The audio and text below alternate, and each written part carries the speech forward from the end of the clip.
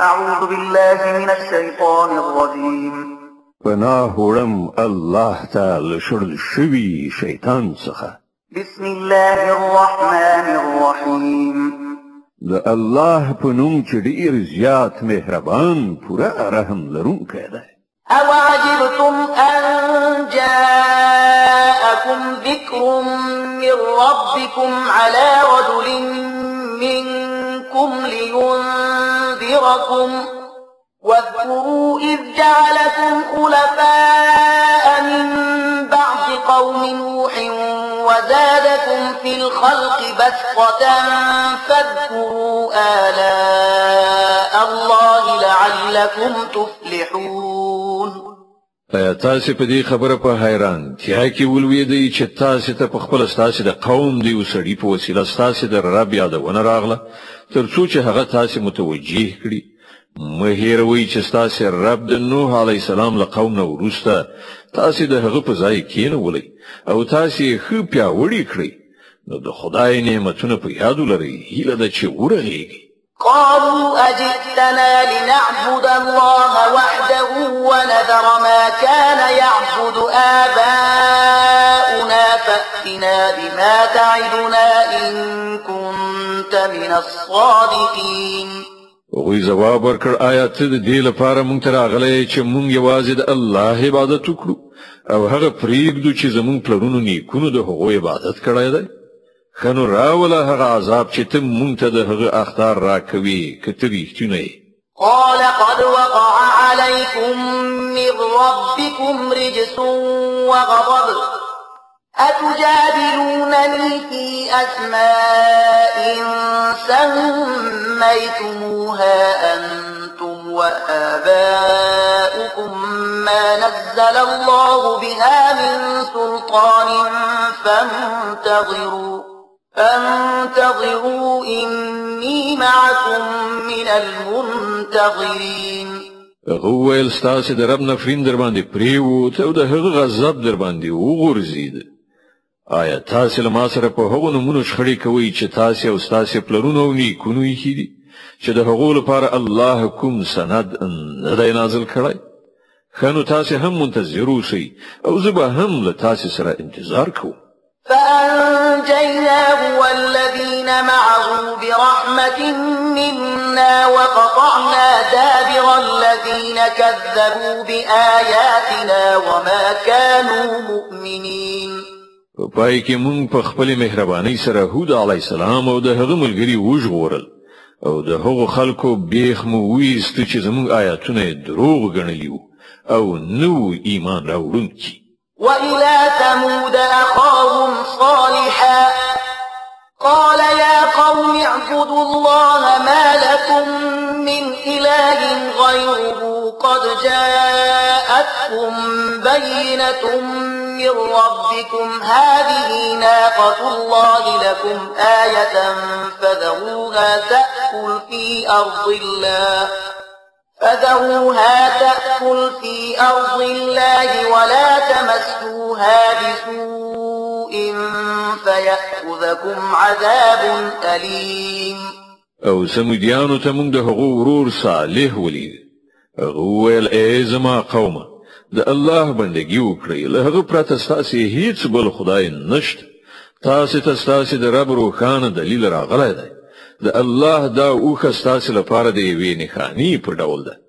نو هغه پرېږدئ چې د خدای په ځمکه کې وڅري هغې ته په کوم ناوړه قصد لاس مه وروړئ که نه نو یو دردناک عذاب به تاسې ونیسي.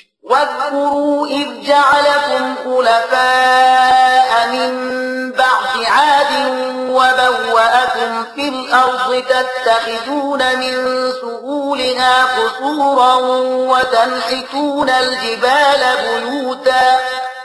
وتنحتون الجبال بيوتا فاذكروا آلاء الله ولا تعثوا في الأرض مفسدين. هغه وخت در په زړه کړئ چې کله الله د عاد له قوم نه وروسته تاسې د هغوی په ځای کېنولئ او تاسې ته یې په ځمکه کې دا مقام در په برخه کړ چې نن تاسې د هغې په هوارو میدانونو کې لوړې ماڼۍ جوړوئ او د هغې غرونه د کورونو په شکل توږئ.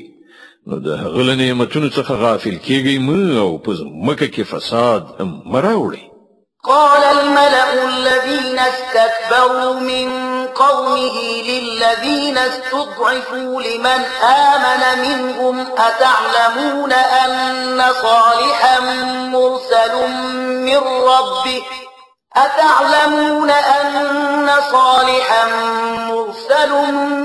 ربه قالوا إنا بما أرسل به مؤمنون. د هغه د قوم هغه مشرانو چې تکبر غوړه کړی وو د ټیټه طبقه هغه خلکو ته چې ایمان راوړی وو ویل تاسو پر اختیار سره په دې پوهیږئ چې صالح د خپل رب پیغمبر دی. او جواب ورکړ په دې کې شک نشته کوم پیغام سره چې هغه لېږل شوی دی موږ هغه منو. قال الذين استكبروا إنا بالذي آمنتم به كافرون. هغه تکبر کوونکو ویل کوم شی چې تاسو منلای دی موږ له هغه نه منکري. فعقروا الناقة وعتوا عن أمر ربهم وقالوا يا صالح ائتنا بما تعدنا إن كنت من المرسلين. بیا هغوی اوخه وژله او له پوره سرغړونې سره د خپل رب له امر څخه مخالفت وکړ او صالح ته وویل چې راوله هغه عذاب چې ته مونږ ته د هغه اختار راکوي که ته په رښتیا سره له پیغمبرانو څخه یې. فأخذتهم الرجفة فأصبحوا في دارهم جاثمين فتولى عنهم وقال يا قوم لقد أبلغتكم رسالة ربي ونصحت لكم ولكن لا تحبون الناصحين. په پای کې یو لړزونکي آفت هغوی ونیول او هغوی په خپلو کورونو کې پړ مخینه سکور پراته پاتې شو. او صالح علیه السلام دا ویل د هغو له کلو څخه وو چې ای زما قومه ما د خپل رب پیغام تاسو ته ورساو او ما ستاسو ډیره خواخوږي وکړه خو زه څه وکړم چې تاسو خپل خواخوږي نه خوښوئ. ولوطا إذ قال لقومه أتأتون الفاحشة ما سبقكم بها من أحد من العالمين. او لوط موږ د پیغمبر په حیث ولیږي نو په یاد لره چې کله هغه خپل قوم ته وویل آیا تاسو داسې بې حیا شوي یاست چې هغه شرمناک کار کوي چې له تاسو نه مخکې په نړۍ کې هیڅ چا نه دی کړی. إنكم لتأتون الرجال شهوة من دون النساء بل أنتم قوم مسرفون. تاسو خځې پرېږدئ له نارینه‌وو سره خپله غریزه مړوئ. حقیقت دا دی چې تاسو بیخي له حده تېرېدونکي خلک یئ. وما كان جواب قومه إلا أن قالوا أخرجوهم من قريتكم إنهم أناس يتطهرون. خو د هغه د قوم جواب لدی پرته نو چې د خلک یعنی لوط او د هغه پیروان له خپل کلیونو وباسي دوی ډیر ځان پاکونکي خلک دي. فأنجيناه وأهله إلا امرأته كانت من الغابرين.